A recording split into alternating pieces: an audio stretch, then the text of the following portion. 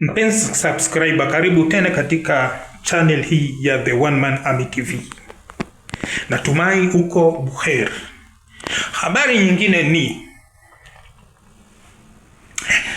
Iran katika operesheni yake ya kuisambaratisha kambi za kijeshi eneo la Ghuba inaendelea mbele. Habari nyingine inasema Uturuki imepiga ama imeangusha ndege zisizokuwa za rubani za kijeshi, yani drone, kutoka Iran, ambayo kwamba ilikuwa ikielekea katika eneo ama anga ya Uturuki.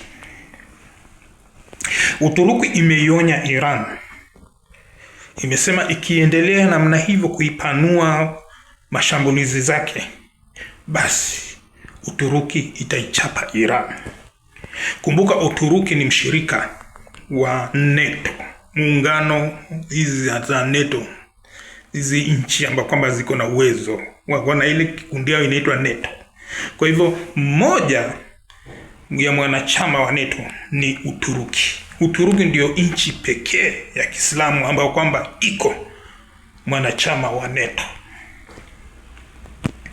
Kwa hivyo kwa nchi ya Uturuki kuna kambi ya Marekani ya jeshi.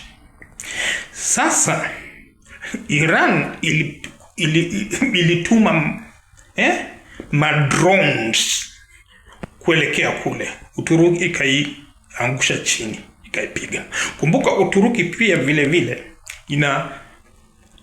ingawaje ni mahasimu huku na mdomo tu na Israeli, lakini chini kwa chini wanafanya biashara. Wanafanya biashara kwa sababu gani? Nchi ya Azerbaijan ni mshirika mkuu wa Israeli kibiashara, kiusalama na kiulinzi.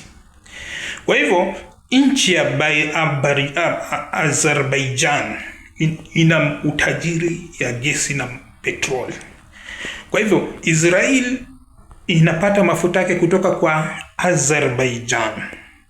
Azerbaijan iko mbali. Kwa hivyo ili mafuta imfikie Muisraeli ama nchi ya Israeli, mafuta na gesi, lazima ipite Uturuki.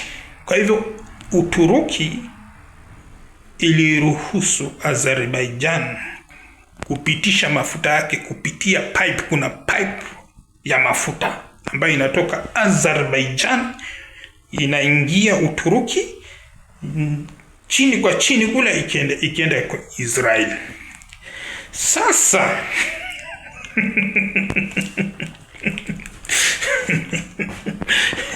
Iran anataka kumpiga hiyo kambi ya kilima, manake pia nayo unajua Uturuki, Marekani inatumia mafuta kutoka Azerbaijan na Israeli inatumia mafuta kutoka Azerbaijan kupitia Uturuki. Umeona maneno? Wewe wasemaje maneno ikiendelea kunuka? Nakwambia kichapo si mchezo. Mimi ni The One Man Army TV.